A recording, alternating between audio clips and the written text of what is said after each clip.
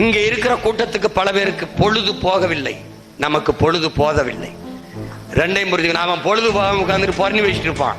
சீமான் அப்படி பேசிவிடாது. சீமானுக்கு எதிர்க்கு திமுக தானே, எதுக்கு இதை பேசுறாப்புல? சீமான் சிவப்பு சட்டை போட்டுக்கப்படாது. இப்ப நமக்கு என்ன பெருமை? ஏதோ பேசி பொழைச்சிட்டு போறான் பாவம். நம்மள பேசினா தான் அவனுக்கு 10 காசு பிச்சை போடுறான் 4 பேர். அதுல இங்க ஒரு கொடுமை என்ன தெரியுமில?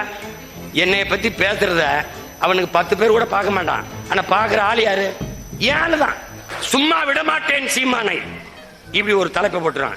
என்னடா சீமானை யார் அந்த நாயி? யாரு அண்ணனை இதை விட மாட்டேங்கிறான்னு போய் தட்டி தட்டி தட்டி தட்டி பார்த்தோன்னே அவனுக்கு 3 லட்சம் போய் விழுந்துருது. அந்த நாய் காலையில ஒரு கட்டிங்க போட்டு உட்கார்ந்துக்கிட்டு, ஏய் சீமானை உன்னை தெரியாதா, நீ ஏன் அந்த விட அப்படி பேசினாய், அந்த இடத்தில் ஏன் இதை பேசுகிறாய் அவன் பேசிட்டு படுத்துக்குறான். மறுபடியும் போத தெரிஞ்சவன ஒரு குவார்டர் வாங்கி போட்டு மறுபடியும் பேசுவான். இவன் எங்கால அவனுக்கு உட்கார்ந்த இடத்துல காசை போட்டுக்கிட்டு இருக்கான். ஏய், குற்றம் குறை கூறுபவனை புறந்தல்ல கற்றுக்கொள்ளுங்கிறான் ஆபிரகாம் லிங்கன். என்னைய பேச வேண்டிய தேவை, என்னை எதிர்க்க வேண்டிய தேவை, உன்னை எதிர்க்க வேண்டிய தேவை அவனுக்கு இருக்கு.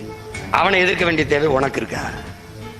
உன் கடமை என்ன? உன்னை எதிர்ப்பவன், ஏற்பவன், ஆதரிப்பவன், அருவருப்பவன் எல்லாருக்கும் சேர்த்து போராடுகிற பொறுப்பும் கடமையும் உனக்கு இருக்கு.